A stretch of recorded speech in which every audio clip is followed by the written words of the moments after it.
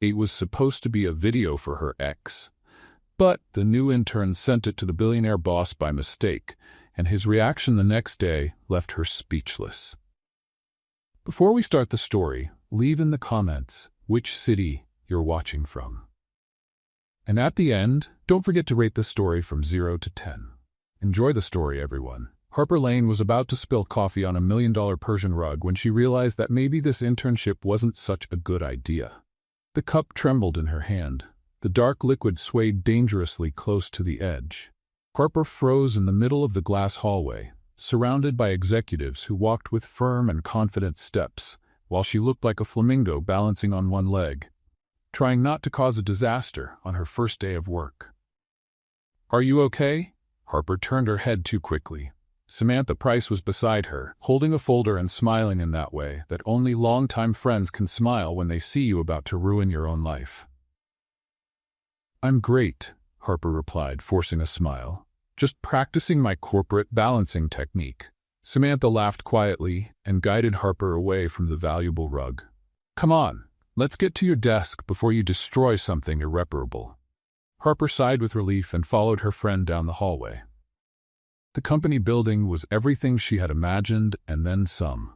Glass walls everywhere, mountain views in the background, modern furniture that looked like it came straight out of a design magazine, well-dressed people walking back and forth, speaking in codes that Harper didn't understand yet. Everything screamed success, power, money, and Harper? Well, Harper screamed, "Help, I don't know what I'm doing here."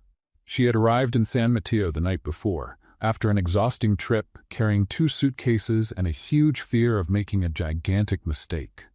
The internship position had appeared unexpectedly. Samantha had been working there for 2 years and kept insisting that this was the chance of Harper's lifetime. "It's Silicon Valley, Harper," Samantha had said on the phone weeks ago. "You can't waste this. This opportunity is unique." Harper wasn't so sure. She had a reasonably comfortable life on the East Coast. A peaceful job in a small office, a predictable routine, and yes, a problematic ex-boyfriend named Ellison Reed, who had turned the last 6 months into an unnecessary soap opera. But other than that, everything was fine. But Samantha didn't accept no as an answer. And now Harper was there, in the heart of Silicon Valley, about to start something that seemed too big for her. Samantha stopped in front of a workstation near the window. "This is your desk. Computer is already set up. Temporary password is on this paper. Orientation meeting starts in 15 minutes in the conference room on the 10th floor." Harper placed her bag on the chair and looked around. The desk was clean, organized, and completely impersonal. No photos, no decorations, nothing that showed a real human being worked there. "It feels like I'm invading someone's space," Harper murmured. "You are. The last intern left last week. Lasted 3 months." Samantha patted her shoulder. "But you'll last longer. I know it." Harper wasn't so sure. She sat in the chair, turned on the computer, and typed in the temporary password. The screen lit up showing the company logo, a minimalist design in blue and white that probably cost a fortune to create. Around her, other employees worked in silence. Nobody laughed out loud. Nobody made jokes. It was all so serious, so professional, so different from any place where Harper had worked before. She took a deep breath and opened the corporate email. 17 unread messages, all sent that morning, all with subjects that seemed urgent. Harper clicked on the first one. Subject: Security Protocols, Mandatory Reading. She sighed. It was going to be a long day. The clock on the screen showed 8:45. Harper stood up, grabbed a notepad and a pen, and followed the instructions Samantha had given to get to the conference room. The building was a maze of identical hallways, glass doors, and minimalist signs that didn't help much with directions. After turning down the wrong hallway twice, Harper finally found the right room. 5 other interns were already seated, all looking equally nervous and lost. Harper chose a chair in the middle of the room and sat down, trying to look more confident than she really was. She observed the others. A blonde boy who kept messing with his phone. A girl with glasses who had already filled 2 pages of notes, even though nobody had said anything yet. A tall guy who looked out the window with a bored expression, all young. All clearly out of their comfort zone. A man in a gray suit walked in, carrying a tablet. He had that posture that important people always have, shoulders back, chin up, decisive steps. "Good morning. I'm Richard Moss, Human Resources Manager. Welcome to Sinclair Technologies." The presentation began. Internal policies, confidentiality agreements, performance expectations, benefits, schedules, codes of conduct. Harper tried to pay attention. She really tried. But her mind started to wander after the first 15 minutes. She observed the room. The chairs were comfortable. The table, huge. The screen on the wall showed graphs and numbers that probably made sense to someone. Everything there breathed efficiency and organization. Harper wondered if she could fit into that environment. If she could be so organized, so focused, so perfect. "Any questions?" Richard asked, finally ending the presentation. Total silence. Harper looked around. Nobody raised their hand. Nobody said anything. Everyone seemed to have perfectly absorbed every word said in the last 40 minutes. Harper slowly raised her hand, feeling her face heat up. Richard pointed at her. "Yes? Where's the bathroom?" Muffled laughter echoed through the room. The girl with glasses let out a cough that was clearly a disguised laugh. The blonde boy smiled. The tall guy finally seemed interested in something. Richard smiled for the first time since he had entered the room. "Hallway to the left, third door." "Thank you," Harper murmured, wishing the floor would open up and swallow her. Great. First day, and she had already become the intern who asks where the bathroom is in an orientation meeting. When the meeting ended, Harper practically ran out of the room. Samantha found her in the hallway, holding 2 bottles of water. "I heard you stole the show in there." Harper took one of the bottles. "I asked a normal question. You asked where the bathroom is in a meeting about corporate policies." "I needed to know." Samantha laughed. "Relax. You broke the ice. Now the other interns think you're human. That's good. Human and desperate. Better than robotic and perfect." Harper drank the water, trying to calm down. The day had barely started, and she was already emotionally exhausted. Samantha guided her back to the desk. The rest of the morning passed in a fog of forms, documents, and training videos. Harper signed papers she barely read, watched presentations about business ethics and information security, and tried to memorize names of people she would probably never see again. Around noon, Samantha appeared again. "Lunchtime. Come on, I'll show you the cafeteria." Harper saved the document she was filling out and followed her friend. The cafeteria was on the 13th floor, and it was surprising. It didn't look like a corporate cafeteria. It looked like a fancy restaurant. Wooden tables, upholstered chairs, food stations with real chefs preparing dishes on the spot. "It's all free," Samantha explained. "One of the best benefits." Harper grabbed a tray and chose a salad, a juice, and a piece of bread. She was still afraid of dropping something and causing a scene. The two sat near the window. The view was incredible. You could see the mountains in the distance, the cloudless blue sky, the city spreading out below. "So, what do you think so far?" Samantha asked, sticking her fork into her own salad. "Honestly, I'm terrified." "Normal. I felt that way too in the beginning, but you'll get used to it, I promise." Harper moved the food around with her fork. "Everyone here seems to know exactly what they're doing." "Nobody knows. Everyone just pretends really well." "You're trying to make me feel better." "I am. Is it working?" Harper smiled. "A little." Samantha pointed with her fork to the other side of the cafeteria. "See that woman in the blue blazer? Marketing manager. Crying in the bathroom last week because she messed up a presentation. The guy with the gray beard over there? Director of operations. Forgot his own computer password 3 times last month. The girl with the red hair? Senior analyst.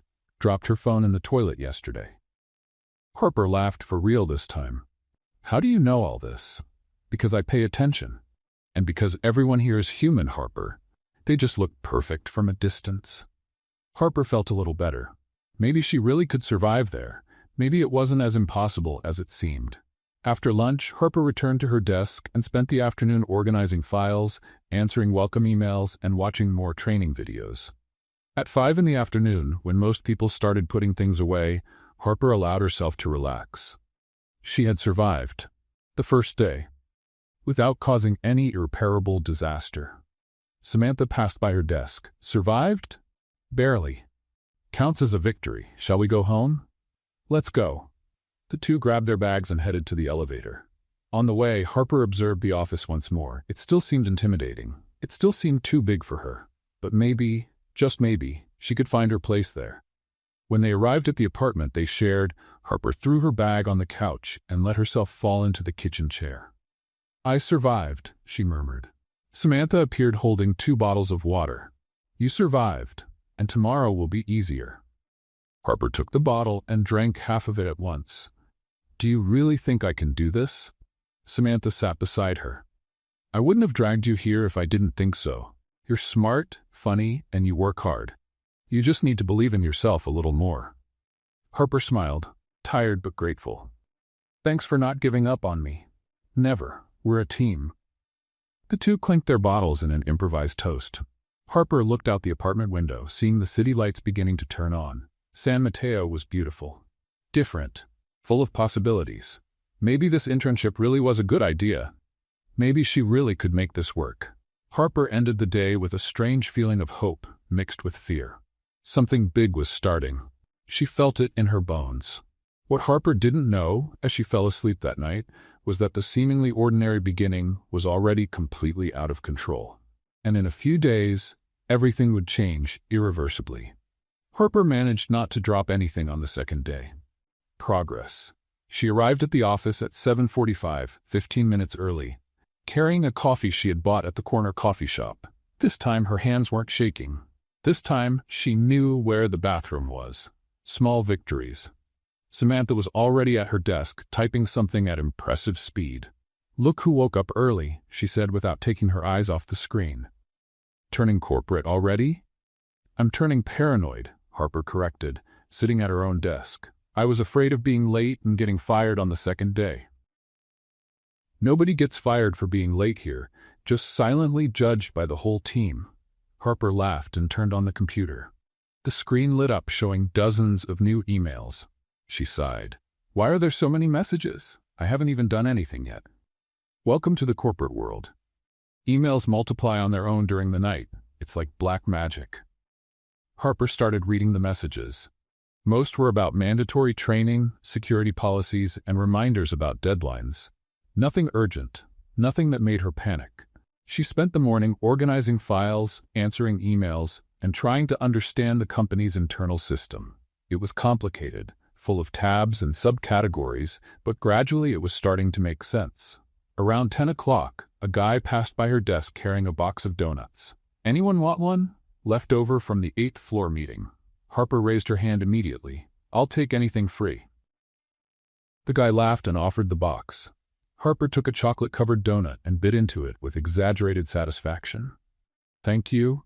You just saved my morning." "You're welcome. I'm Jason, from the design team." "Harper, new intern. Welcome to organized chaos." Jason continued down the hallway, offering donuts to other people. Harper chewed slowly, observing the environment. People seemed more relaxed today, less tense, or maybe she was the one who was less tense. Samantha appeared beside her holding a folder. "Come with me. I'm going to introduce you to the people in the operations department." Harper wiped the donut crumbs and followed her friend. They passed through several hallways, greeted at least 15 people, and entered a room full of monitors and colorful graphs. "Everyone, this is Harper.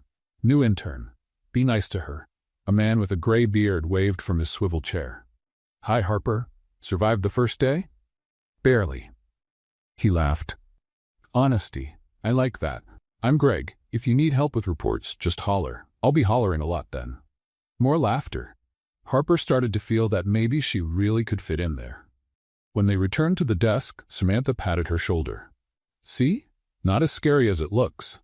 "I still think it's scary. I'm just pretending better." That's the corporate spirit. The afternoon went by quickly. Harper answered more emails, watched a training video about business ethics, and even managed to finish a basic report without needing to ask for help 3 times. At 5 in the afternoon, when she was about to turn off the computer, Samantha appeared beside her with a suspicious smile. "So, Friday night, plans?" Harper frowned. "Sleep 12 hours straight?" "Wrong, you're going out with me." "Samantha, I'm exhausted." "Exactly why. You need to relax, meet people, celebrate the fact that you're surviving." Harper hesitated. The idea of going out after 2 intense days of work didn't seem appealing, but Samantha had that determined look that meant she wouldn't accept no as an answer. "Just a quiet outing," Samantha insisted. "Nothing crazy, I promise. You always say that and it's never true. This time is different. Trust me." Harper sighed, defeated. "Okay, but if I wake up with a hangover, it's your fault. I accept full responsibility." On Friday, Harper spent the day trying not to think about the outing that night. She had important things to do, reports to review, emails to answer, coffee to drink, and worrying amounts. In the middle of the afternoon, while carrying documents to the 12th floor, Harper saw something that made her stop in the hallway. Elliot Sinclair. He was coming out of a conference room, accompanied by 2 men in suits. Tall, upright posture, serious expression. Dark hair perfectly combed. He was wearing a very well-fitted light-colored suit and wearing shoes that were relatively reflecting the light from the floor. Harper stood still, half hidden behind a column, watching. He spoke quietly, gestured little, seemed completely in control. The other 2 men listened attentively, writing things down on tablets. Then Elliot looked in her direction. Harper froze. Her heart raced. She didn't know if he actually saw her or if he was just looking at nothing, but either way, it was intimidating. He turned and went down the opposite hallway, disappeared behind another glass door. Harper let out the air she didn't know she was holding. Urban legend confirmed. The guy was real. And scary. When she returned to her desk, Samantha noticed her expression. "What happened? You look like you saw a ghost." "I saw Sinclair." Samantha's eyes widened. "Really? Up close?" "Relatively close. He was in the hallway on the 12th floor." "And how was it?" "Intimidating. Serious. Unapproachable. Exactly as you described." Samantha laughed. "Welcome to the club of people who have seen the corporate unicorn." Harper rolled her eyes but smiled. At least now she could say she had seen the company's CEO, even if from a distance, even if for only 10 seconds. When work ended, Samantha dragged Harper to the apartment to get ready. "Wear something comfortable," Samantha instructed. "Nothing too formal. We're going to a casual place." Harper chose jeans and a simple blouse. Samantha approved. "Perfect. Now let's celebrate the fact that you survived your first week." Harper looked in the mirror. For the first time in months, she felt different, lighter, more hopeful. Maybe San Mateo really was the fresh start she needed. Maybe it was time to leave Ellison Reed in the past once and for all. She grabbed her bag, locked the apartment, and followed Samantha into the night. What could go wrong with a simple celebration? Harper smiled, confident. She was about to discover that sometimes a quiet night can change absolutely everything. The music was so loud that Harper felt the beat in her chest before she even entered the bar. Samantha pulled her by the hand, smiling as if she was about to present paradise. The place was small, full of young people, colorful lights, and energy that seemed contagious. Harper hesitated for a second at the door, but then Samantha pushed her inside. "Relax. It's just a night of fun." Harper let the tension from the week slide off her shoulders. Maybe Samantha was right. Maybe she really needed this. They found a space near the bar. Samantha ordered 2 drinks with complicated names that Harper didn't even try to pronounce. When the glasses arrived, colorful and decorated with fruit, Harper raised hers. To surviving the first week, to not spilling coffee on expensive rugs. Samantha completed laughing. They clinked their glasses and drank. The liquid was sweet, refreshing, and definitely stronger than it looked. Harper made a face. "What's in this?" "I'm not sure either, but it has fruit, and fruit is good."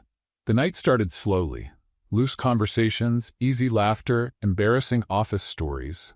Samantha told about the time she had sent an email complaining about her boss to the boss himself by mistake. Harper almost spit out her drink from laughing so hard. "How do you still work there?" Charm and the ability to make the boss think it was the system's fault. "You're my hero." More drinks arrived. Harper lost count after the 3rd one. The environment got warmer, more colorful, more alive. The music changed to something danceable, and Samantha dragged Harper to the makeshift dance floor in the middle of the bar. "I don't know how to dance," Harper shouted over the music. "Nobody here knows. That's the point." Harper laughed and let herself go. She swung her arms, moved her hips, made movements that probably looked horrible, but at that moment seemed perfect. Samantha danced beside her, laughing out loud, completely free. For the first time in months, Harper didn't think about Ellison Reed, didn't think about the horrible breakup, didn't think about the pathetic messages he had sent afterward, didn't think about anything except the present moment. And then Samantha had a brilliant idea. Or terrible. It depended on your point of view. "Harper," she shouted, holding her phone. "Record a video." "What?" "Record. Send it to that jerk Ellison. Show him you're living your best life." Harper hesitated, but the music was loud and the idea seemed strangely liberating. "Really? Really? Symbolic closure. You deserve it." Harper grabbed her own phone. The screen glowed in her hand. Samantha adjusted the angle, put Harper in the center, and shouted, 3, 2, 1. Harper danced, moved her shoulders, smiled at the camera, did an improvised choreography that was half confidence and half chaos. Samantha shouted encouragements in the background, clapping. The video lasted 15 seconds. Short, silly, completely harmless. Harper stopped recording and looked at the screen, laughing. "It looks terrible. It looks perfect. Now send it." Harper opened the messaging app. Her fingers moved automatically, still somewhat uncoordinated from the dance movements she was still doing. She typed the first letters of the name, ELLI. The contact list appeared. Several names started with Ellie. Harper scrolled quickly, saw a name that seemed right and clicked. She attached the video, typed a short message, "Look who's doing fine without you," and pressed send. The phone made a soft sound confirming the message was sent. Harper threw the device in her bag without thinking twice. Done. Official liberation. Samantha raised her glass. "You're amazing. Now forget that guy once and for all." Harper toasted, feeling a wave of satisfaction. Ellison Reed was finally in the past, officially, symbolically, definitely. The night continued. More music, more laughter, more stories. Harper danced until her feet hurt, laughed until her stomach hurt. Around midnight, Samantha announced they needed to leave before they turned into pumpkins. Harper agreed, getting up and heading toward the exit. The cold night air hit her face like a refreshing breeze. Harper took a deep breath, feeling the music fade behind her. "That was necessary," she said, holding onto Samantha's arm. "I know, you needed to let loose. Thanks for dragging me here. That's what friends are for." They got a rideshare. Harper rested her head against the window, watching the city lights pass by. Everything seemed more beautiful at night, softer, more full of possibilities. When they got to the apartment, Harper could barely take off her shoes before falling into bed so exhausted. In the room, already under the covers, she closed her eyes and sighed. "Good night, new world," she murmured to the ceiling. Samantha appeared in the doorway. "Sleep well, champion." Harper smiled and turned on her side. Sleep came quickly, heavy, without dreams. She slept deeply, convinced she had done something brave, something liberating, something that finally put the past in the place where it belonged. The phone was forgotten inside her bag, thrown on the floor beside the bed. The screen lit up once during the early morning hours. A silent notification appeared. Viewed. But Harper didn't see it, didn't hear it, had no idea. The mistake had already happened. And on Monday, reality would come to collect. Monday arrived with blue skies and a strange feeling that Harper couldn't identify. She entered the office at 7:50, coffee in hand, clear head, ready to start the week. The weekend had been exactly what she needed. Fun, freedom, and a symbolic closure with Ellison Reed that left her feeling lighter. Harper turned on the computer, answered some emails, and organized the documents from the previous week. Everything normal. Everything predictable. Until it wasn't anymore. At 9:15 in the morning, the back elevator opened. Harper was getting more coffee when she heard the sudden silence that took over the floor. That type of silence that makes everyone stop typing at the same time. She turned her head. Elliot Sinclair was coming out of the elevator. Harper almost dropped her coffee. Again. "He never comes up here," someone whispered behind her. "Must be a meeting on the 12th floor." Another replied quietly. But Elliot didn't go to the conference room. He walked straight down the hallway, looking around with that serious and calculated expression that made everyone shrink a little. He stopped, looked at Harper's desk, and started walking toward her. Harper felt her stomach drop. She ran back to her own desk, pretending to be extremely busy with something very important on the computer screen, which was actually an email about air conditioning maintenance. Elliot stopped behind her chair. Miss Lane?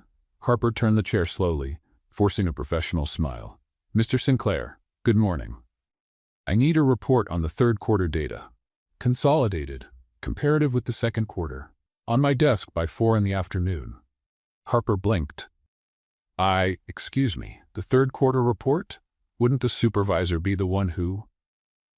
You, Elliot interrupted firmly. 4 in the afternoon.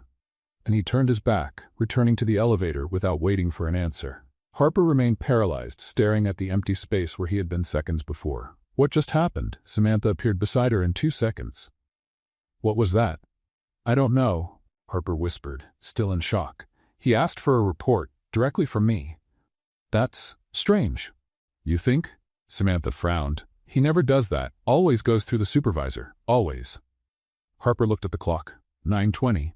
She had less than 7 hours to do a report. She didn't even know how to start. I'm going to get fired, she murmured. You won't. Breathe.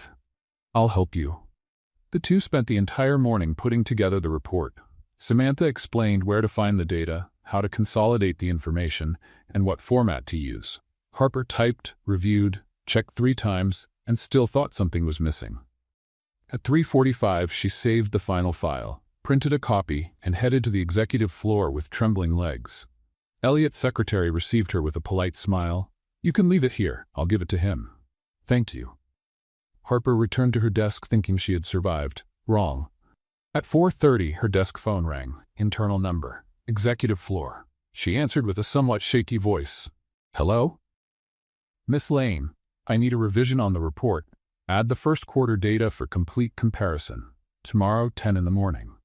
Click. Harper looked at the phone as if it had just insulted her. Samantha noticed her expression. Let me guess. More work? Revision. Additional data. Tomorrow morning. Seriously? Harper threw her head back, looking at the ceiling. I did something wrong in a past life. I'm sure of it. Or you impressed someone.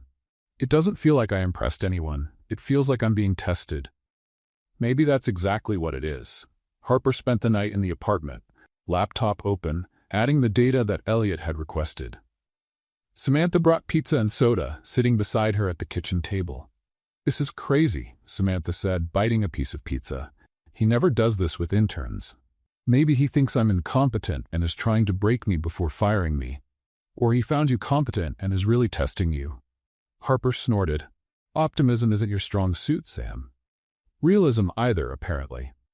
On Tuesday, Harper delivered the revision. At 10 o'clock sharp, straight to Elliot's desk through the secretary.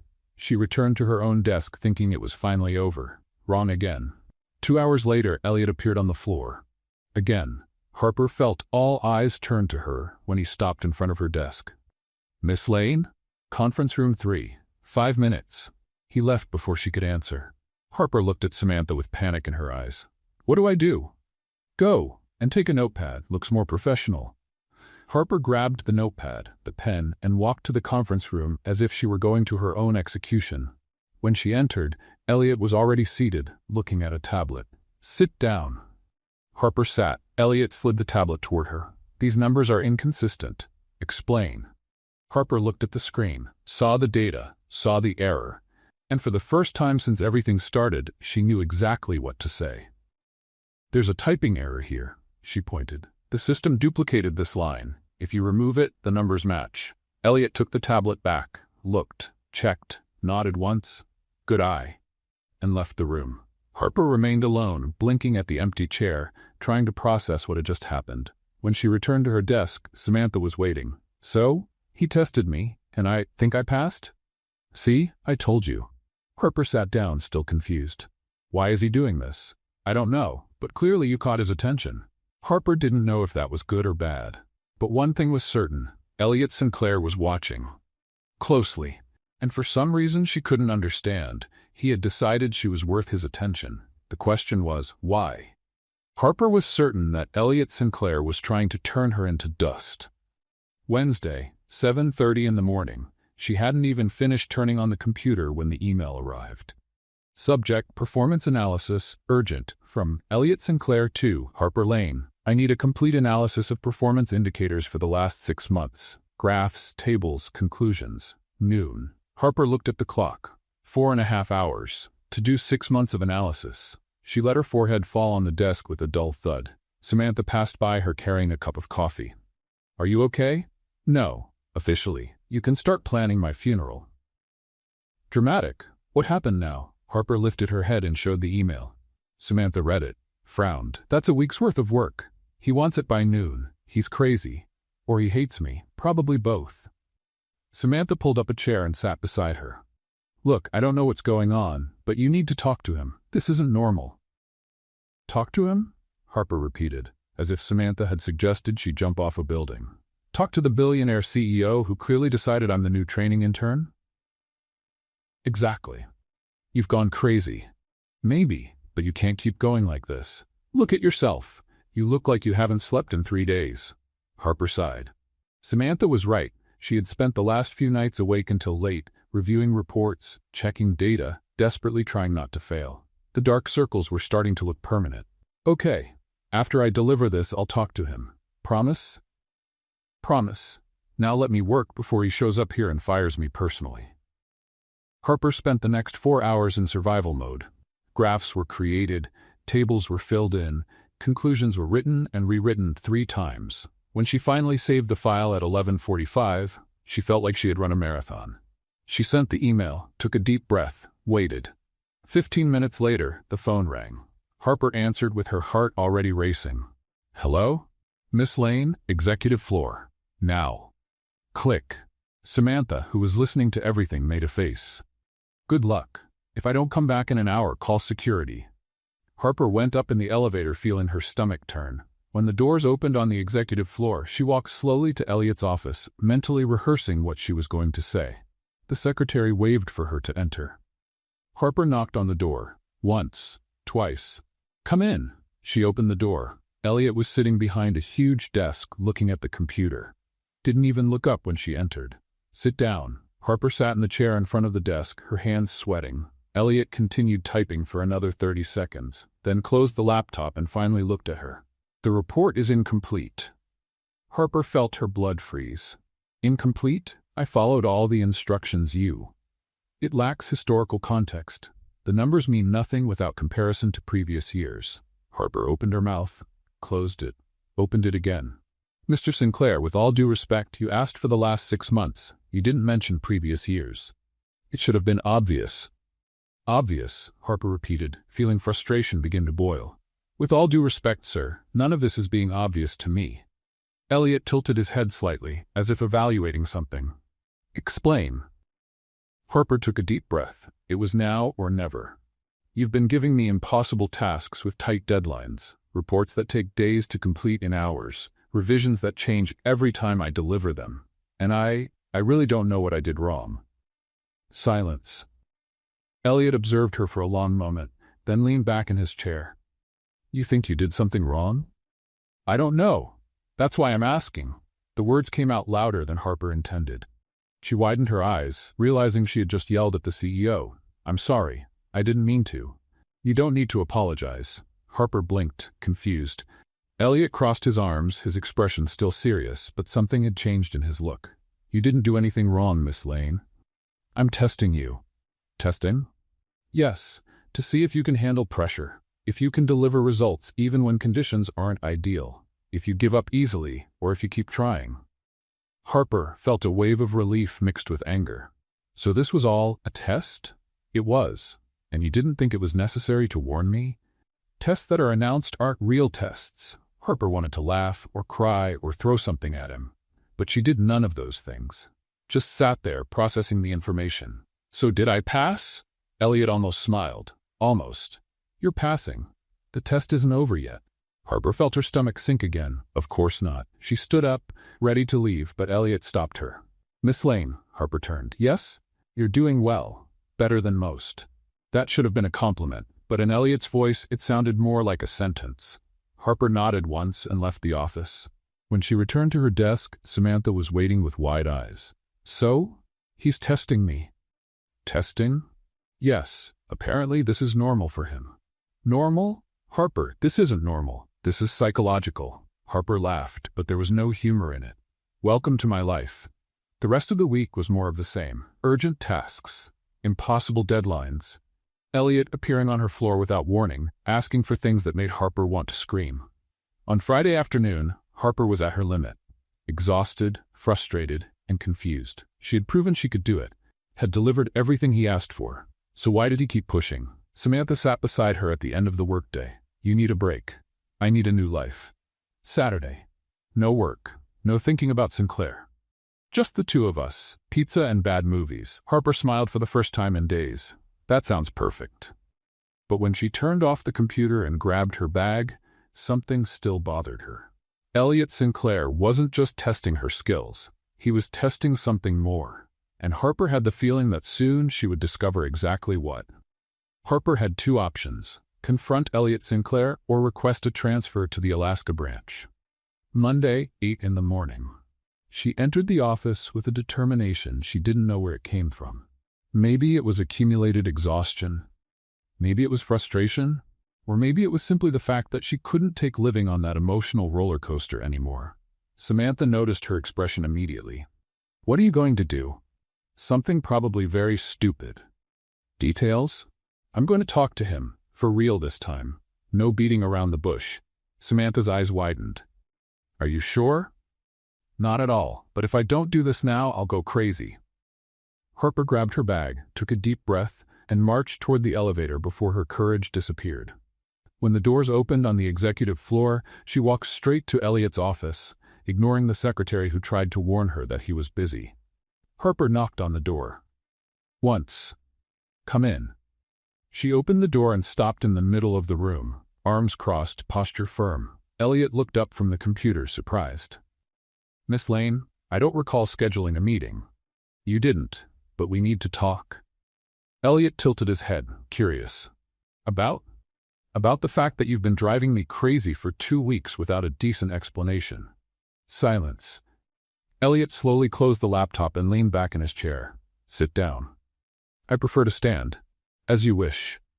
Harper took a deep breath, trying to organize her thoughts. I did everything you asked, worked late, reviewed reports 1,000 times, accepted impossible deadlines. And still, it seems like nothing is enough. So I came here to ask directly. What do you want from me?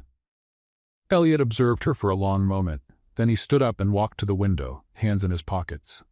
What I want from you, he repeated, almost as if testing the words. Interesting. Mr. Sinclair, with all due respect, I didn't come here to play guessing games. Elliot turned to face her, and then did something Harper didn't expect. He took his phone from his pocket. Before I answer, I need to show you something. Harper frowned. Show me what? Elliot unlocked the phone, scrolled through the screen, and turned the device toward her. Harper looked, and the world stopped. It was the video. The video from the party, her dancing, smiling, completely uninhibited. The shock was so intense that Harper had to hold on to the edge of the desk to keep from stumbling. Where did you get that? You sent it to me. Friday night, around midnight. Harper felt her face heat up, then cool down, then heat up again. I didn't send it to you. You did. No, I sent it to Ellison, my ex. The names are similar, but... She stopped, looked at the screen of his phone, saw the contact name, Elliot Sinclair. Reality hit her like a train at high speed. Oh no. Oh yes. Harper covered her face with her hands, wishing the floor would open up and swallow her. I'm going to get fired. You won't. What do you mean I won't? I sent a completely inappropriate video to the company's CEO. Technically, yes. Technically? Harper let her hands fall, looking at him with genuine panic. Mr. Sinclair, I'm dying of embarrassment here. Can you at least pretend you're angry? Elliot almost smiled. I wasn't angry. Then what were you? Intrigued. Harper blinked. Intrigued?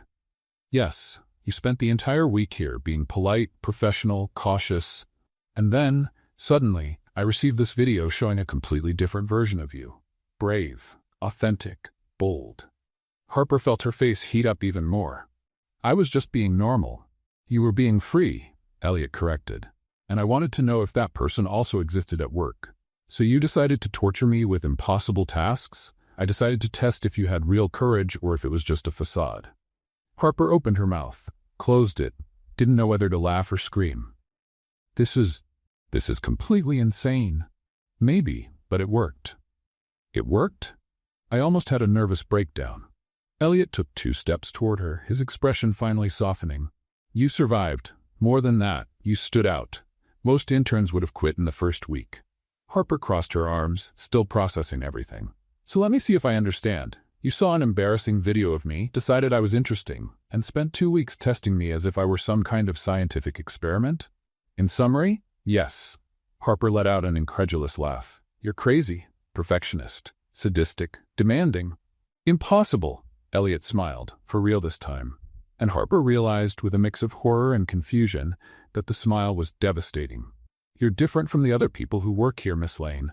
Most are afraid to confront me. You just invaded my office and called me crazy. Because you are. Maybe. But at least you're honest. Harper didn't know what to say. The whole situation was too absurd to be real. She had sent a video to her billionaire boss by mistake and, instead of being fired, was being praised. So, I still have a job? You do, if you want it. If I want it? Harper repeated, incredulous. Of course I want it. I just don't want to be a guinea pig for your psychological tests anymore, Elliot laughed quietly. No promises. Harper rolled her eyes but felt relief wash over her like a wave. She wasn't going to be fired. She had survived. Somehow crazy and completely unexpected, she had survived. She turned to leave but stopped at the door. Mr. Sinclair? Yes? Can you delete the video? Elliot tilted his head, thoughtful. I can, but it would be a shame. Harper felt her face heat up again. Please delete it. As you wish. She left the office, closed the door, and leaned against it for a second, trying to process everything that had happened. The embarrassment was still there, but something else was too. Something she couldn't name. When she returned to her desk, Samantha was waiting like a vulture. So? Do you still work here? I do. Did he fire you? No, he tested me. What? Harper sat down, still dazed. It's a long story, and you won't believe it. But as she told Samantha everything, a certainty grew inside Harper. The mistake that should have destroyed her career had just changed absolutely everything. And she didn't know if that was good or terrible. Harper was trying very, very hard not to look at Elliot Sinclair.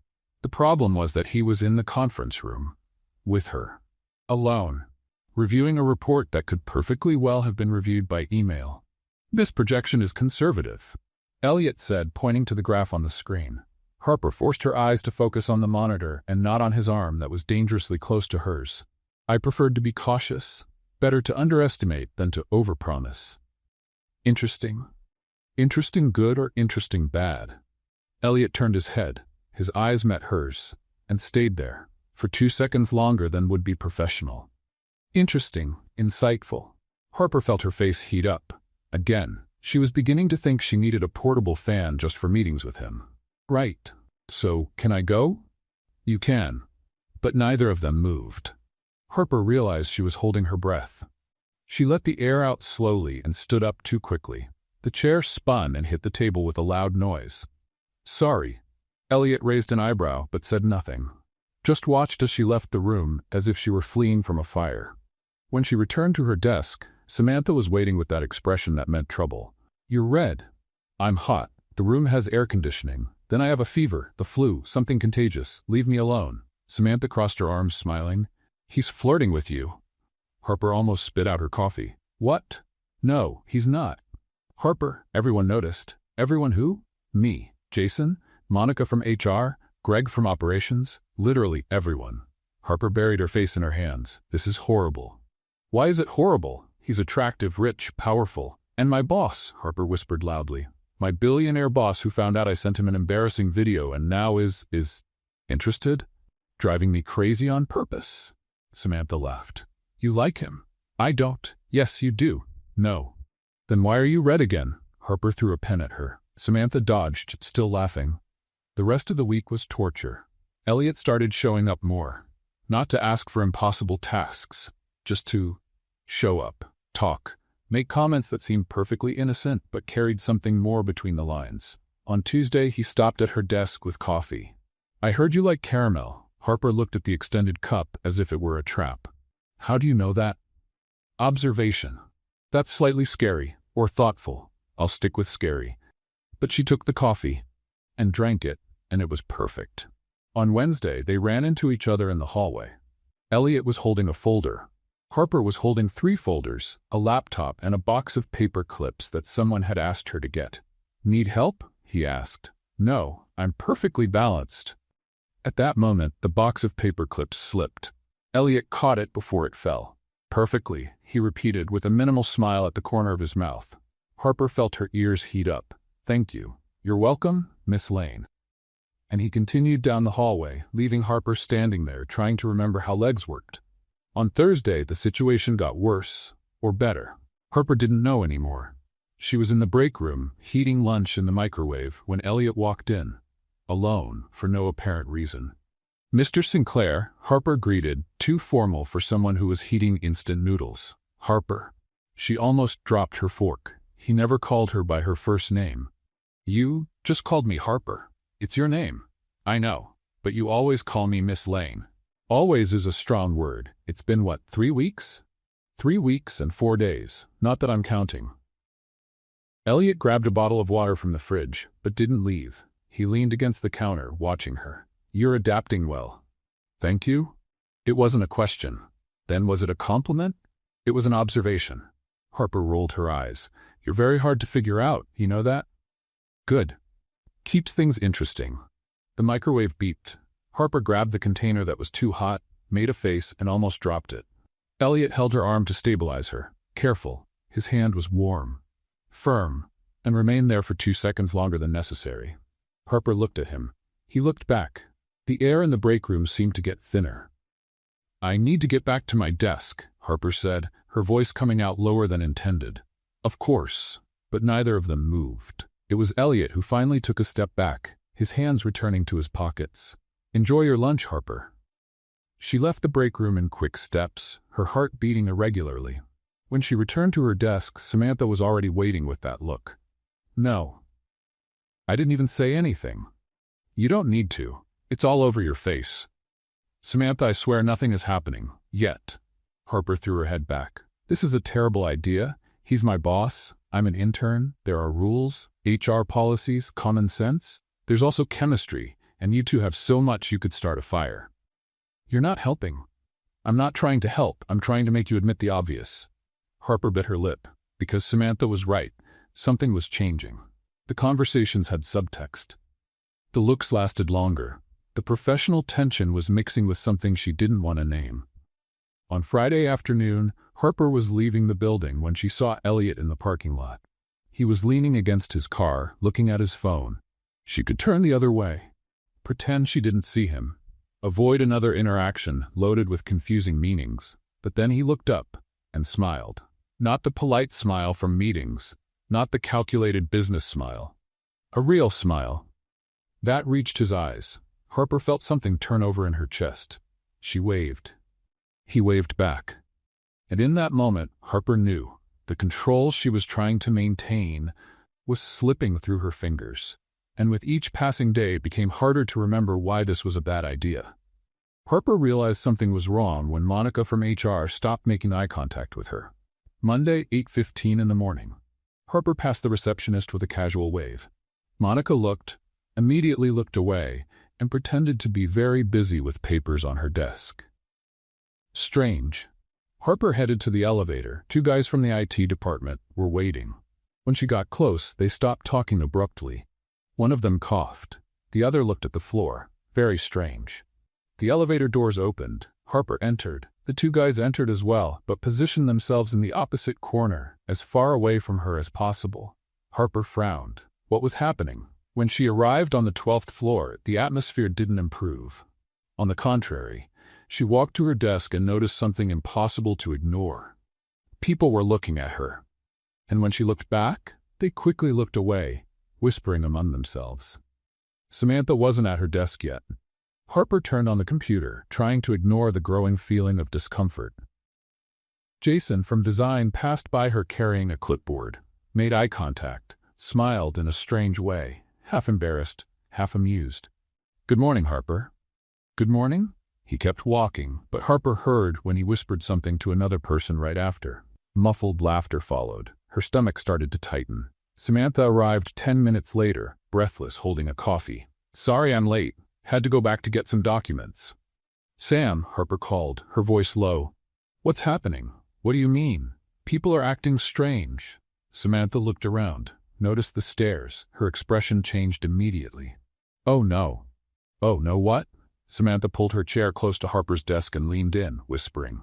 Did you check your phone this morning? I did. Why? Social media? No, I don't even use it much. Sam, what's happening? Samantha bit her lip, clearly uncomfortable. Harper, there's a video going around. The world stopped. What video? But Harper already knew. Of course she knew. There was only one video that could cause this kind of reaction. No, she whispered. No. How? I don't know. Someone posted it in a company group, and now everyone's seen it. Harper felt her face get hot, then cold, then hot again. Her hands started shaking. Everyone. Most people. I'm sorry, Harper. Harper stood up so quickly that the chair almost tipped over. She needed to get out of there, needed air, needed anything that wasn't that office full of people who had seen her dancing like crazy in a bar. Where are you going? Samantha asked. Bathroom or home? Haven't decided yet. Harper walked quickly through the hallways, keeping her head down. Every look felt like a stab. Every whisper, a new humiliation. She pushed open the door to the women's bathroom and locked herself in a stall. She breathed, tried to breathe, but the air wouldn't come in right. How had this happened? How had the video gotten out of Elliot's phone and ended up in the hands of half the office? Elliot. The answer came like a punch to the stomach. Elliot had shown her the video, said he had received it, said he was intrigued. But what if he had lied? What if he had spread it? What if all of that had been just a cruel game? The trust Harper had started to feel crumbled like a house of cards. She came out of the stall, washed her face with cold water, and looked at her own reflection in the mirror. Her eyes were red, her makeup smudged. She looked exactly how she felt, defeated. When she returned to her desk, Harper avoided looking at anyone. She sat down, opened the computer, and started working, or pretending to work. The words on the screen didn't make sense. The numbers didn't either. Samantha tried to talk 3 times. Harper responded with monosyllables. Are you okay? I am. Want to go out for lunch? No, Harper. Samantha, please, I just need some time. At 11 o'clock, the email arrived. Subject meeting from Elliot Sinclair to Harper Lane. My office, noon. Harper read it again, felt anger rise in her throat, of course. Now he wanted to talk. After ruining her reputation, after turning her into a joke, she didn't respond. At noon, the phone rang. Internal number. Executive floor. Harper answered with the coldest voice she could muster. Hello, Miss Lane, are you coming? I'm busy. Silence on the other end of the line. Then, Harper, come up here, now. She hung up. Samantha's eyes widened. You just hung up on him? I did. Harper, are you going crazy? Probably. 5 minutes later, Elliot appeared on the floor. In person. Walking straight to her desk with an expression that mixed confusion and irritation. Miss Lane, a word. I'm busy. You're not? How do you know? Because you've been looking at a blank screen for 15 minutes. Harper closed the laptop forcefully. What do you want? The people around stopped pretending they weren't listening. Everyone was listening. Elliot noticed. Took a deep breath. Conference room. Now. Harper stood up, grabbed her bag, and followed him. But not because he had ordered it. Because she had things to say, and she was going to say them all. The conference room was empty. Elliot closed the door. Harper crossed her arms, keeping her distance. You spread the video, she said, straight to the point. Elliot frowned. What? The video. You spread it. Everyone saw it. Everyone is laughing at me. And you did this. Harper, I didn't. Don't lie. Her voice came out louder than intended. You were the only person who had access. How else would it have leaked? Elliot took a step toward her, hands raised in a pacifying gesture. I didn't spread the video, I swear. Swear? Harper laughed, but there was no humor in it. Why should I believe you? Because I have no reason to do that. You had the video. You showed it to me. And now suddenly it's in a company group? How do you explain that? Elliot ran his hand through his hair, clearly frustrated. I don't know how it leaked, but it wasn't me. Of course it wasn't. Harper? You know what's worse? She interrupted, feeling her eyes burn. I was starting to trust you. I thought that maybe you were different, but you're not. You're just like everyone else. You use people, play with them, and then discard them. That's not true. No? Then explain to me why I'm the office joke now. You're not. Yes, I am. I saw the looks, heard the whispers. Everyone looks at me like I'm. Her voice failed. Harper pressed her hands against her eyes, trying to hold back the tears that threatened to fall. Elliot stood there, hands in his pockets, his expression softer than Harper had ever seen. I'm going to find out who did this, he said, his voice low but firm. And I'm going to fix it. You don't need to. I do. Why? Harper let her hands fall, looking at him. Why do you care? Elliot opened his mouth, closed it. He seemed to be fighting an internal battle about what to say. Because I care. That's not an answer. It's the only one I have right now. Harper shook her head, too exhausted to keep fighting. I need to go. Harper, wait. But she was already leaving, went through the door, crossed the hallway, and returned to her desk without looking back. Samantha received her with a worried look. Are you okay? No, but I'll pretend I am until it becomes true.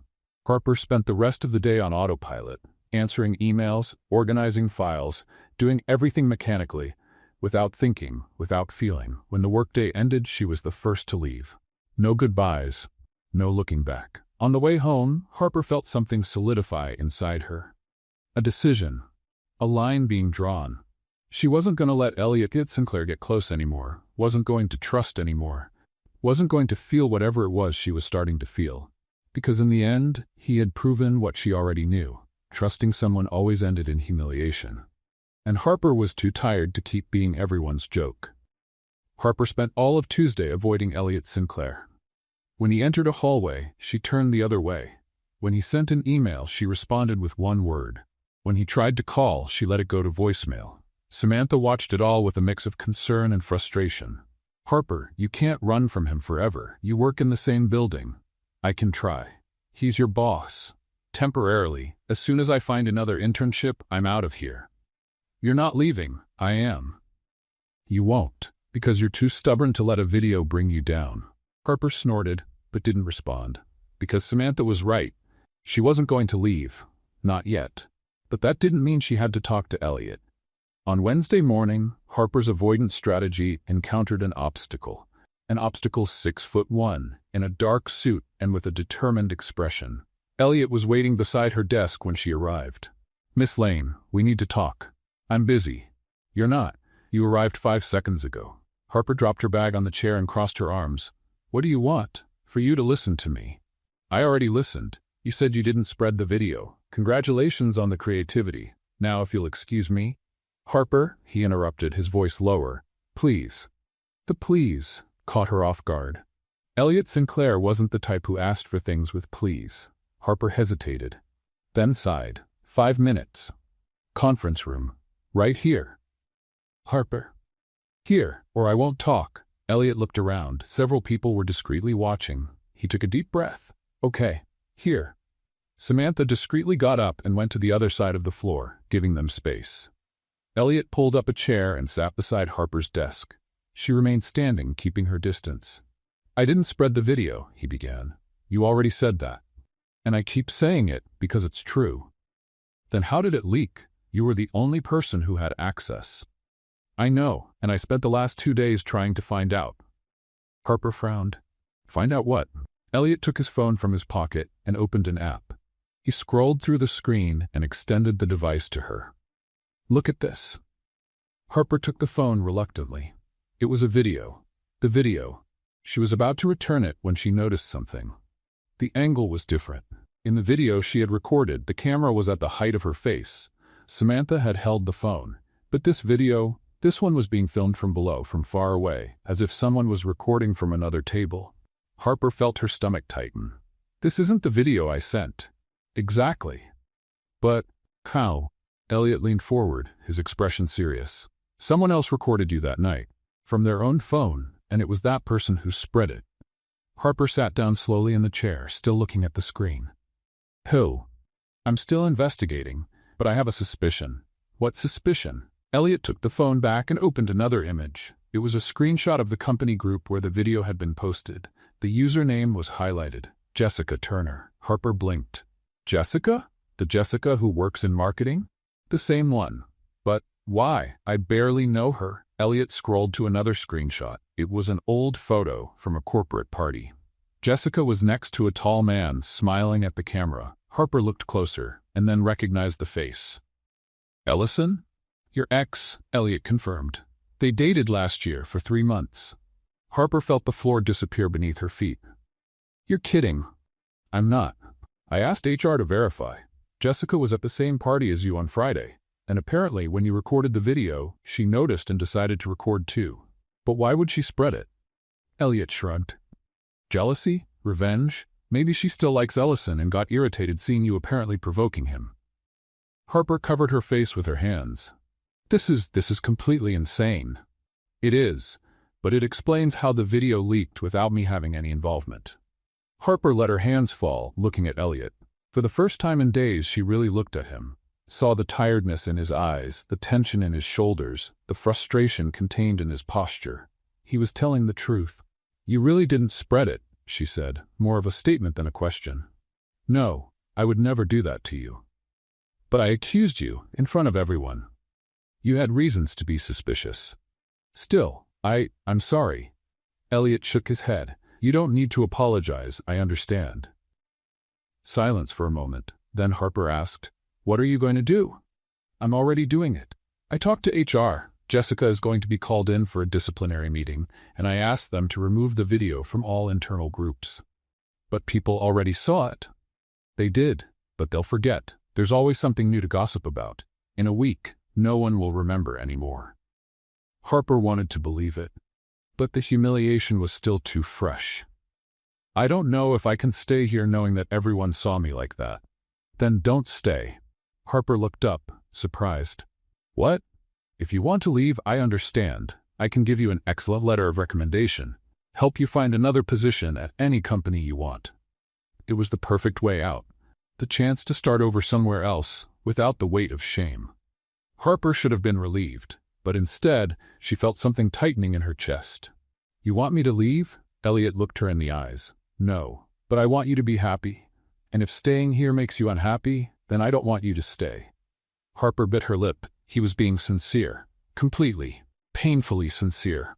I don't know what I want, she admitted, her voice low. That's okay. You don't need to decide now. Samantha came back at that moment, carrying 2 cups of coffee. She placed one in front of Harper and the other in front of Elliot. Coffee for the reconciliation, she announced. Or for Jessica's career funeral. Haven't decided which yet. Harper couldn't hold back the laugh. Sam, what? I'm just saying what everyone is thinking. Elliot almost smiled. Thank you, Miss Price. You're welcome, boss. Now, if you'll excuse me, I have work to do. Unlike you two who are here having a moment. She winked and walked away. Harper shook her head, but smiled for the first time in days.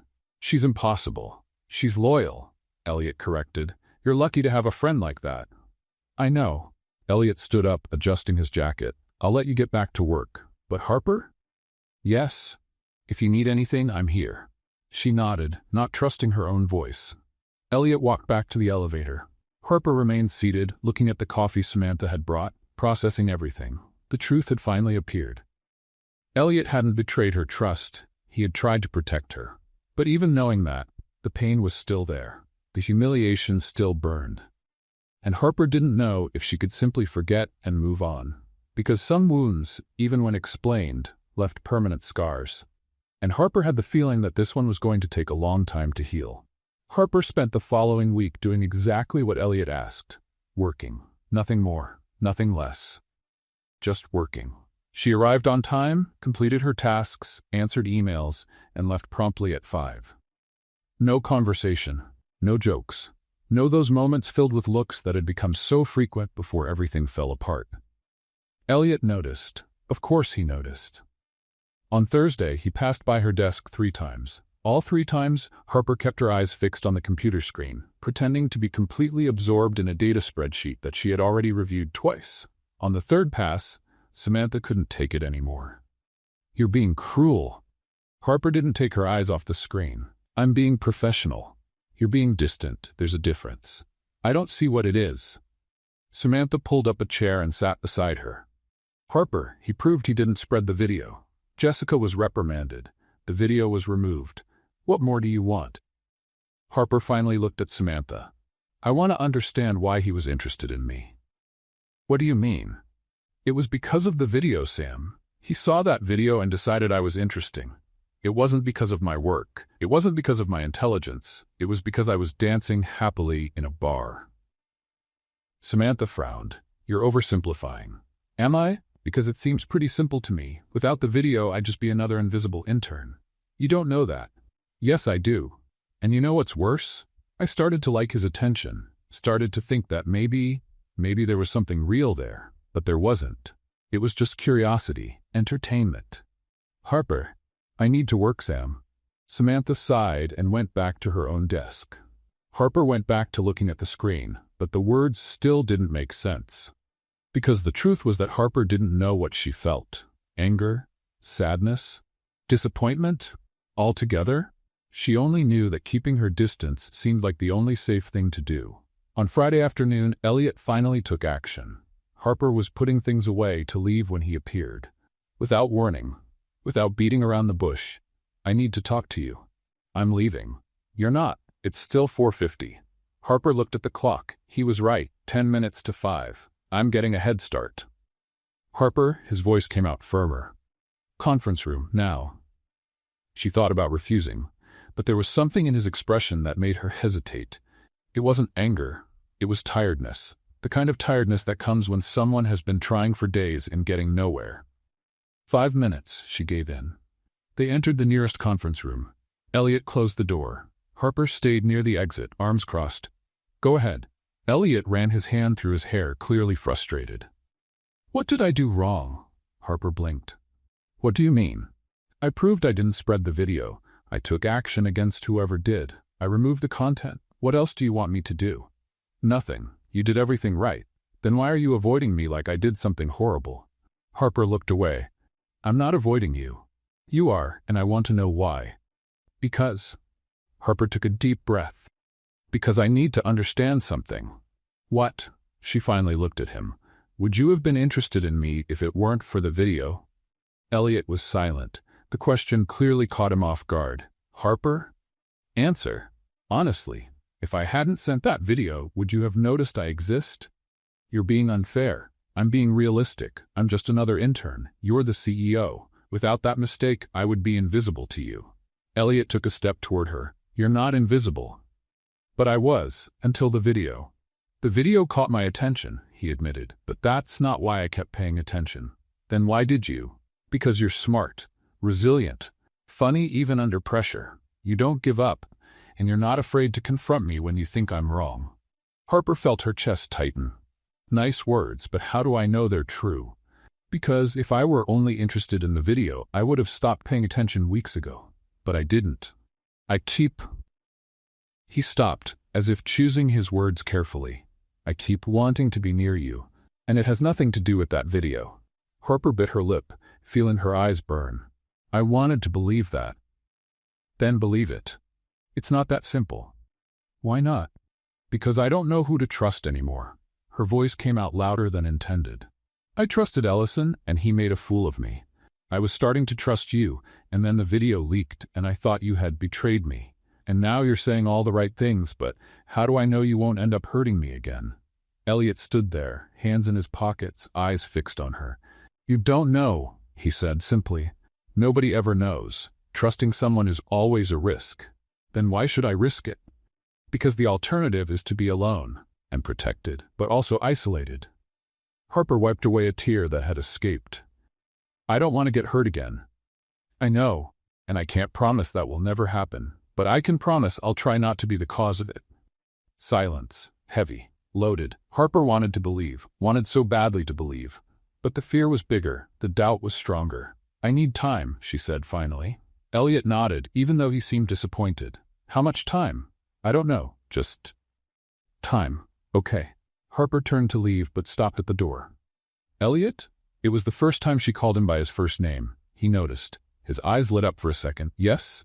Thank you. For trying. He smiled. Sad but genuine.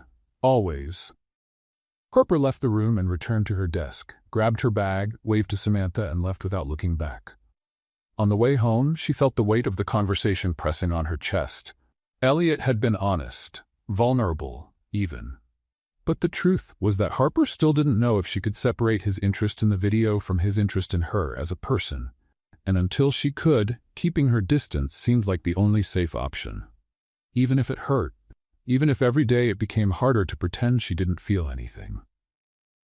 Over the weekend, Harper avoided thinking about work, avoided thinking about Elliot, spent Saturday cleaning the apartment, and Sunday watching bad movies with Samantha. But on Monday, when she returned to the office, the atmosphere had changed. Elliot didn't pass by her desk, didn't send unnecessary emails, didn't ask for meetings. He left her alone, exactly as she had asked.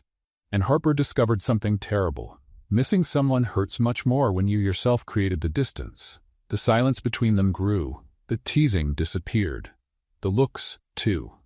It was exactly what Harper had asked for, but it wasn't what she wanted.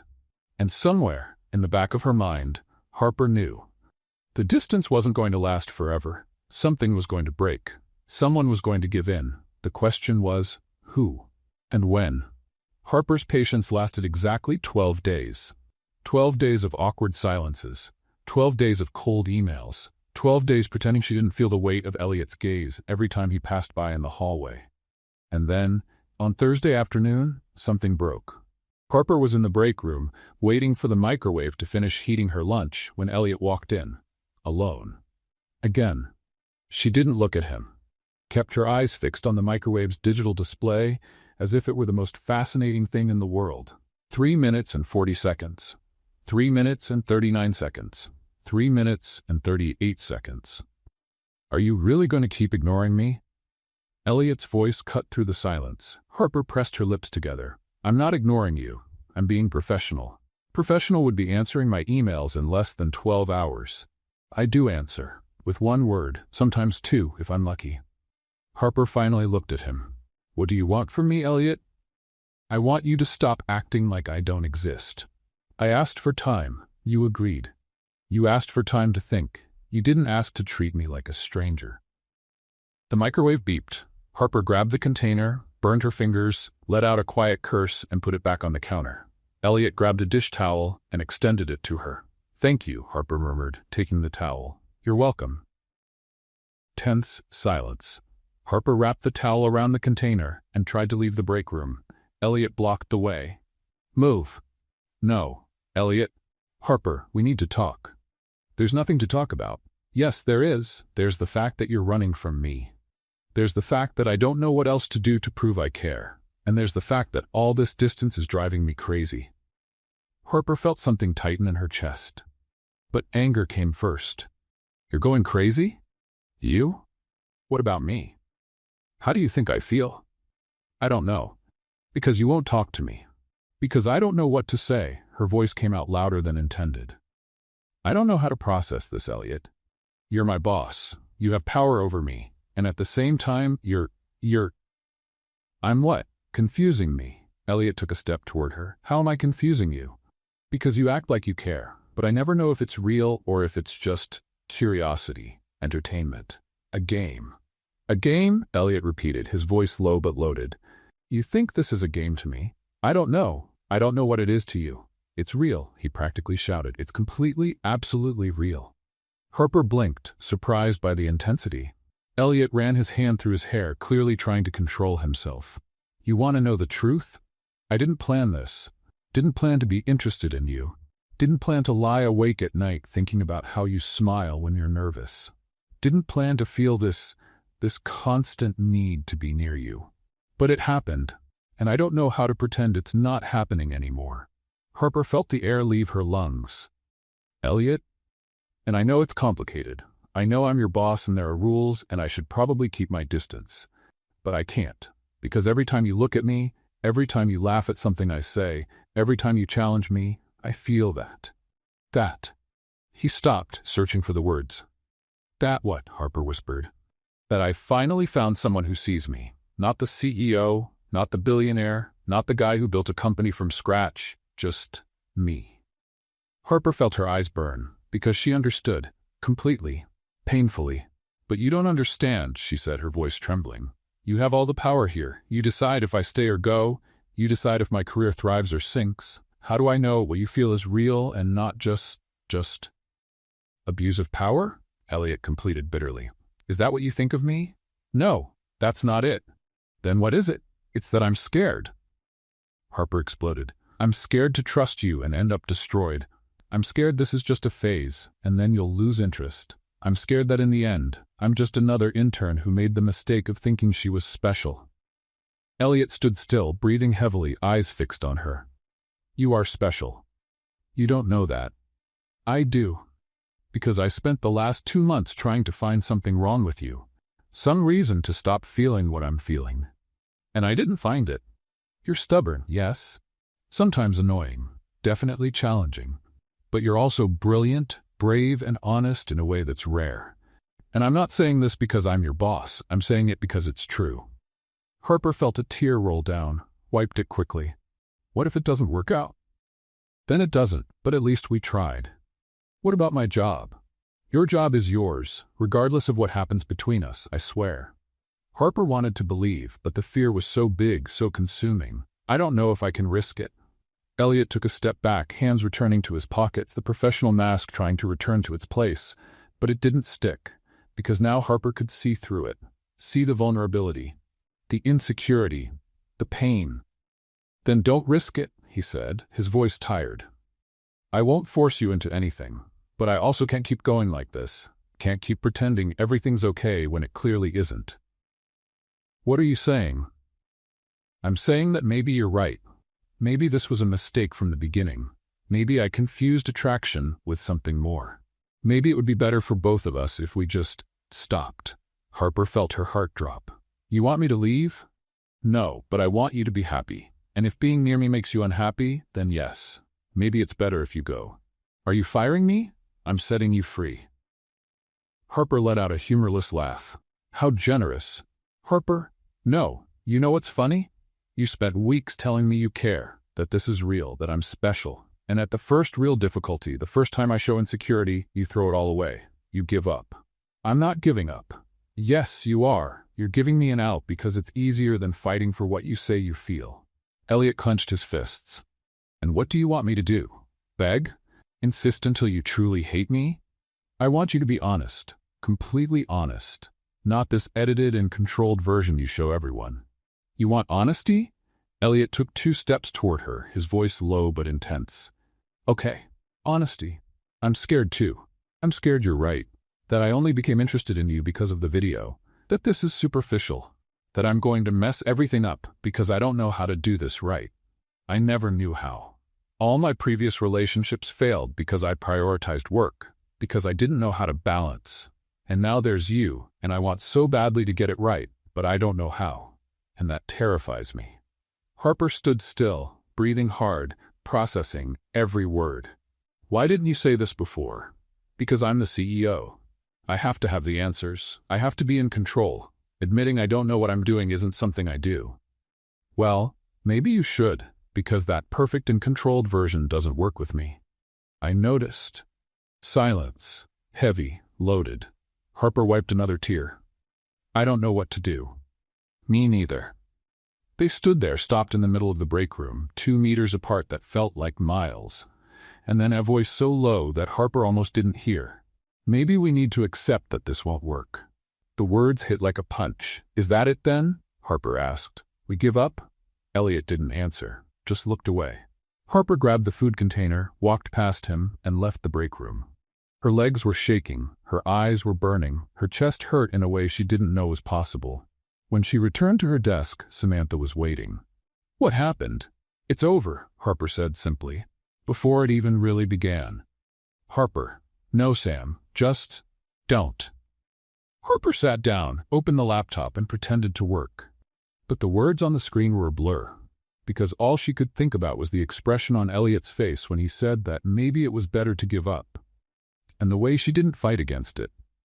Because in the end, maybe they were both too cowardly to risk really getting hurt. The resignation letter was on Elliot's desk when he arrived Monday morning.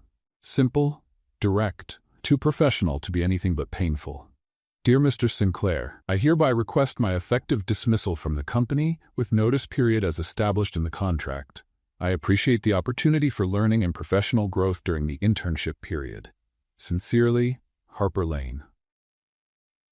Elliot read it 3 times, then sat in the chair and stared at the paper as if he could make the words change. She had left. Really left. He picked up the phone, dialed her number, went straight to voicemail. Tried again. Same result. Elliot put the phone down on the desk and ran his hands over his face. He had ruined everything. Completely. Irreversibly. And the worst part? He deserved it. 3 weeks dragged on like 3 years. Harper spent the first few days in the apartment, alternating between crying on the couch and sending resumes to any job opening that seemed remotely interesting. Samantha tried to cheer her up with pizza, ice cream, and marathons of bad movies, but nothing worked right. "You need to get out of this apartment," Samantha said on the 3rd Friday, forcefully opening the curtains. "You're starting to look like a vampire." "Vampires are cool. Depressed vampires aren't. Let's go. Park. Fresh air, now." "Sam, I really don't feel like it." "I didn't ask if you felt like it. I'm dragging you, literally if necessary." Harper sighed, defeated. 30 minutes later, she was walking through San Mateo's Central Park, wearing giant sunglasses and an expression that screamed, "Don't talk to me." The day was beautiful. Bright sun, blue sky, children running, couples strolling. Everyone seemed absurdly happy. Harper wanted to hate them all. "Breathe," Samantha instructed. "Feel the fresh air. Observe nature. Remember there's life beyond corporate offices." "You're starting to sound like a self-help manual." "I'm starting to sound desperate, because you're worrying me." Harper stopped walking and looked at her friend. "I'm sorry. I know I'm being difficult." "You're not being difficult. You're being human. But you also need to accept that staying locked up at home won't solve anything." "I know. It's just that it hurts, Sam. It hurts more than I expected." Samantha held her hand. "I know, but it will pass, I promise." Harper was about to respond when she saw something that made her freeze. Elliot Sinclair was 20 meters away, holding a bouquet of flowers and looking completely out of place in the middle of the park. "What?" Harper started, but then looked at Samantha. "You knew." Samantha gave a guilty smile. "Surprise?" "Samantha Price, I swear. Thank me later. Now go talk to him before he has a panic attack. Look at his face." Harper looked. Elliot really did look nervous. His hands were holding the flowers too tightly. His posture was tense. He looked like a teenager about to ask someone to the prom. "I can't believe you did this," Harper whispered. "Yes, you can. Now go. I'll be over there, pretending I'm not listening to everything." Samantha pushed Harper in Elliot's direction and walked away, pulling out her phone as if she were doing something important. Harper walked slowly. Each step felt like it weighed a ton. When she got close enough, she stopped. "Hi." Elliot turned his head. His eyes widened. "Harper, hi? You came." "Apparently I was ambushed by my best friend. I asked for her help. I hope you don't mind." "Still deciding." Awkward silence. Elliot looked at the flowers in his hand as if he had forgotten they were there. "These are for you. Sunflowers. I heard you like them." Harper took the bouquet, surprised. "How do you know that?" Samantha may have mentioned it several times, very insistently. Harper almost smiled. "She's subtle like that. She called me 3 times a week for the last 3 weeks saying I was a coward if I didn't come talk to you. She wasn't wrong." "I know." They stood there in the middle of the park, surrounded by people who went on with their normal lives, while the two of them tried to figure out how to fix something that seemed hopelessly broken. Elliot took a deep breath. "I ruined everything. We both ruined it." "No, it was me. I pushed you away, then pulled you close, then pushed you away again. I got scared, and instead of admitting it, I said maybe it was better to give up. And it was cowardly and cruel. And I'm sorry." Harper felt her eyes burn behind the sunglasses. "I ran away too. I asked for time and then used that time to build walls instead of processing my feelings. I blamed you for things that weren't your fault. And in the end, I left without even giving us a chance to really try." "You had reasons. You did too." Elliot took a step closer. "Harper, I spent the last 3 weeks trying to convince myself it was better this way, that you deserved someone less complicated. Someone who wasn't your boss. Someone who knew how to make relationships work. But the truth is, I can't stop thinking about you. Can't stop wondering what if, and I don't want to spend the rest of my life wondering that." Harper took off the sunglasses, wiping away a tear that had escaped. "I can't stop thinking about you either. and it drives me crazy, because I'm supposed to be moving on, sending out resumes, starting over somewhere else. But all I can do is remember the way you smile when you're really relaxed, or how you always order caramel coffee even though you pretend you don't like sweet things, or how you really listen when I talk, even when I'm talking nonsense. Elliot laughed. Quietly, emotionally. You never talk nonsense. Yes, I do. All the time. Interesting nonsense, then. Harper let out a wet laugh. That was the strangest compliment I've ever received. I've never been good with words, only with numbers and business. You're doing well now. Elliot took another step. Now he was close enough for Harper to feel his warmth. Harper, I don't know how this is going to work. Don't know how to balance work and relationship. Don't know how to handle all the complication that comes with it. But I want to try. If you'll let me, if you want to try too. Harper looked at him, really looked. Saw the fear in his eyes, the hope, the vulnerability he rarely showed to anyone. I'm scared too, she admitted. I'm scared of messing everything up again, of getting hurt, of hurting you, of finding out it doesn't work and losing you completely. Then we'll be scared together. Just that simple? Just that complicated, but together. Harper felt something release in her chest, something that had been tight for weeks. I'm not going back to the company. I know, and that's okay. You don't need to. Samantha told me you're waiting to hear back from other positions. Good positions. You're going to get something amazing. What if I get something in another city? Then we figure out how to make it work long distance, or I open a branch there, or I simply visit you every weekend until you get tired of seeing me. Harper laughed. You'd open a branch just to be close to me? I built a company from scratch. Opening a branch is easy. You're crazy. About you? Yes, completely. Harper shook her head, but she was smiling. Really smiling. Okay? Okay. Let's try. With all the fear, with all the complication, let's try. Elliot smiled. That rare, genuine smile that reached his eyes. Really?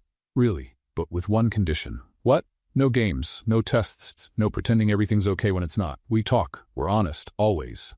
Deal. And you take me to dinner. A real dinner, where we don't talk about work. I can do that. And you admit you like caramel coffee. Elliot laughed. Now you're pushing it. Admit it. Okay, I like caramel coffee. Happy? Very. Elliot extended his hand.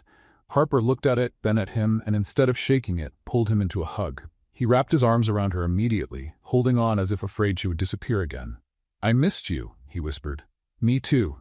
They stayed like that for a long moment, in the middle of the park, while Samantha watched from a distance with a proud smile. When they finally separated, Harper wiped away her tears and laughed. We're kind of dramatic, aren't we? A little? It's going to be work. I know. But is it worth it? Elliot took her hand. It is. Completely. 1 year later, Harper opened the apartment door carrying shopping bags and laughing at something Elliot had just said on the phone. No, you can't buy a new sofa just because the current one doesn't match the wall color. That's crazy. It's design planning. His voice came through the speakerphone. It's a waste of money. Says the woman who bought 4 pairs of shoes last month. They were on sale. Of course they were. Harper smiled, placing the bags on the kitchen counter of the apartment she had rented by herself 6 months ago. It was small, but it was hers, earned with the salary from the new job she had gotten at a promising startup. Are you still coming for dinner tonight? She asked. Already on my way. I'll be there in 10 minutes. Bring dessert. I made food. You bring dessert. That's fair. You made instant noodles. That doesn't count as real cooking. Yes, it does. I even added vegetables this time. Elliot laughed. Okay, dessert is guaranteed. I love you. Harper felt her heart warm up like it always did when he said that. Love you too. Drive carefully. She hung up and looked around the apartment. Small, messy, full of life. A year ago she was certain everything was over, that the video mistake had destroyed any chance of happiness. But she was wrong. The mistake hadn't destroyed anything. It had opened doors, it had shown truths, it had forced honesty, and in the end it had turned into the best beginning she could have asked for. The doorbell rang. Harper opened the door to find Elliot holding a box of sweets and smiling in that way that still gave her butterflies. Hi? Hi, she replied, pulling him inside and closing the door. And as they prepared dinner together, laughing at inside jokes and stealing kisses between one pot and another, Harper knew for certain, sometimes the best beginnings are born from the worst mistakes. And she wouldn't change anything. Absolutely nothing. And you, what did you think of Harper and Elliot's story? Do you think they really learned to lose their fear? Or did they just learn to be afraid together? Leave your opinion in the comments. On a scale of 0 to 10, what score would you give this story? Don't forget to subscribe to the channel and turn on notifications to receive more exciting stories like this one. See you next time.